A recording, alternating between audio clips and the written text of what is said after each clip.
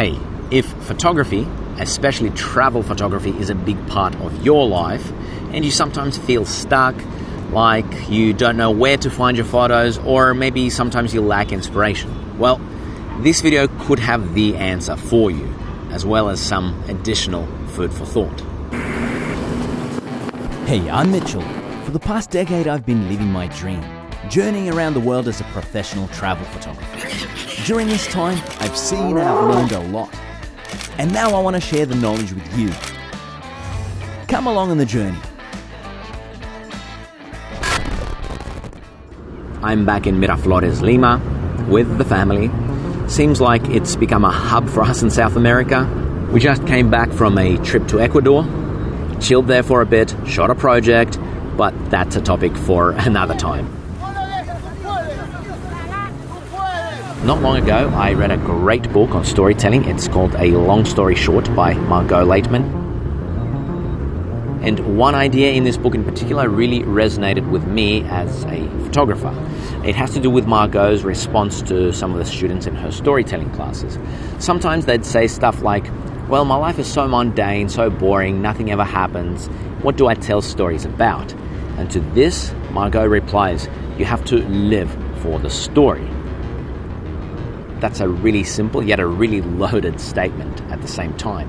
It inspired me to make this video, and the thought process behind it is actually very relevant to photographers too. You'll see how and why in just a little bit. But firstly, how do you live for the story? Well, in practical terms and within the confines of a regular society, it means opening yourself up to new experiences, doing something that's routine for you differently, like taking a different way to work or to wherever you go every day, interacting or talking to people that you normally wouldn't talk to. That could lead to some awkward and even bizarre conversations, but it could also lead to fascinating stories. And if you are a storyteller, that's the point. 𝗵𝗲 𝗪𝗡, the writer, she challenges the students and the reader to adapt or to even change their lives to live for the story. Doesn't have to be some dramatic change, though it can be, that's really up to you. The main idea, though, is just basically to create more chances, more opportunities for something unusual, stimulating, maybe even inspirational to happen. Something that's potentially story-worthy. And I think that this idea is so applicable and transferable to photography too. You can live for the photo. This is what living for the photo looks like in my case. A rented apartment, my daughter's things, my things all over the place.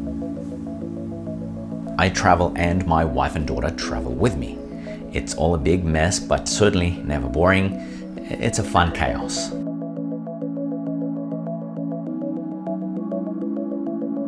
When you travel, the concept live for the photo or live for the story kind of takes on an extreme form. Through traveling, you're completely taking yourself out of a routine. You're constantly exposed to new, to stimulating experiences in different worlds, essentially. I started to travel and seriously got into photography around the same time.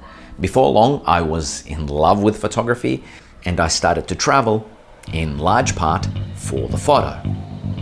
I'd go where I imagined certain photographic opportunities were. I also always wanted to make sure to get an idea whether the people in those countries would be open to photos, since people were generally my main photographic interest. I began to travel on a motorbike. Why? Because I was frustrated seeing amazing scenes from a bus and not being able to stop and photograph them. A car was the next logical step. It could take me further, I could travel in bad weather, and I could bring along the family. I got a drone because it could easily fit in the car, and photographically, well, I could make photos that were unimaginable without it. I had the cars modified to make family travel more comfortable. And they're 4x4 cars, so in them I could go to more remote places and stay in those places longer. The ultimate purpose of all this? To have more unique photographic opportunities and just more of them. Anyway, you get the point. I've adapted much of my life to my photography, and I could have gone even further and kind of got myself lost in the worlds of the subjects that I photographed, as I have done a few times. But the fact that I do have a family makes me want to stay in their world. Keeps me more sane too. You can do the same or similar to what I've done. I've simply expanded on what 𝗲𝗀 suggested to the students in her storytelling classes. I opened myself up to more experiences and along the way created more photographic opportunities. The whole thing with the cars, the motorcycles, the drones, all the gear, it's something that I've built up over time. These are not necessities. You can start simple. Put yourself into situations that are as stimulating, as inspirational as possible for you. So I've been demoted to another room by my daughter. Actually, I've left for my own good. She's using the table in the living room to paint, and that's not always a quiet activity. When people ask me, why aren't you uploading more on YouTube? When's the next video? Well, priorities. It's just not easy to find the time, especially quiet time. So I'm moving towards using whatever time I have to continue making these videos. They might not be in ideal locations all the time, and there might be background noise, but at least I will have something to upload, and I have so many more ideas and things to share. Okay, so the idea, live for the photo, can mean more things than what I've just mentioned. Sometimes it can mean different things at different stages of your life, of your photographic journey. Just to use a personal example again, when I learned photography, I learned by photographing everything in the world that was immediately around me. And then for whatever reason, I became convinced that everything interesting was somewhere else. Then, after many journeys, a big thing happened. My daughter was born.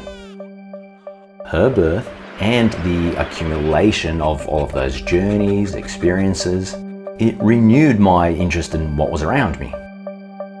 And suddenly, my family, some of my friends, everyday things that I found banal before, they became interesting photo subjects. You could say that I simply opened up my senses to the world around me.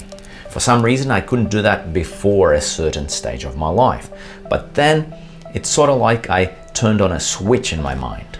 Almost everything became a potential photo subject. Living for the photo can mean precisely this, turning on the switch. Your own world may already be very photo worthy. You just need to be switched on enough to see. This way of looking at things, it isn't for everybody. Like I said, initially I didn't appreciate nor recognize the photographic opportunities of what was around me. Perhaps some people watching this don't either, and that's okay. You can't force yourself. I didn't. What I hope to do here is to show you what can be. Maybe the video will inspire you to appreciate more the opportunities that are right under your nose. Or you'll want to adapt the way you travel to your photography a little more. Or you might want to do both. The important thing to understand is that it's not necessary to travel to some faraway exotic lands to make great travel photos. Changing your surroundings and opening yourself to new, stimulating experiences can be wonderful for your travel photography. But just as valuable as this is being more sensitive to whatever opportunities you already have. The ideal thing is, of course, to have everything: the sensibility, sensitivity, and the opportunity to travel to amazing places for your photography. Then you can hopefully create some really special work. That's been my obsession over the past few years. I want to share with you another interpretation of living for the photo. It's a very practical one, and it's part of a bigger picture. Recently, I was staying in a guest house in Ecuador. There was a window behind my bed, and almost every morning there was a little bird knocking on that window. I saw it as nothing more than an annoyance. Then one day the sun was setting, the curtains lit up with that nice bright golden color, and Suddenly an idea hit me. I thought, wouldn't it be great to capture the bird's silhouette in flight from behind the curtain? I had no idea what I might use these particular photos for. For me, this is part of living for the photo. These photos might not be useful for anything more than demonstrating a point in this video. But what might they provoke me to see in the future? By making them, you could say that I'm keeping my photographic mind sharp and constantly active. I'm training it to recognize and to take advantage of potential photographic opportunities in the future. This interpretation of living for the photo is relevant and applicable to everybody. We can all make a commitment to keep our photographic minds sharp and active. Photographing something more regular or normal, like the little bird, might not produce results that are worth sharing in public. However, I can tell you that many of my more well-known, more successful photos came from the experiences of photographing those more regular, normal types of subjects. So, live for the photo. A pretty deep and multifaceted idea, a way of seeing, a way of life, a commitment to something bigger. I hope that I've given you some food for thought. If photography is a big part of your life, then there is a lot to experiment with here. Thank you very much for watching. Stay tuned for more videos. There will be less time in between them than in the past.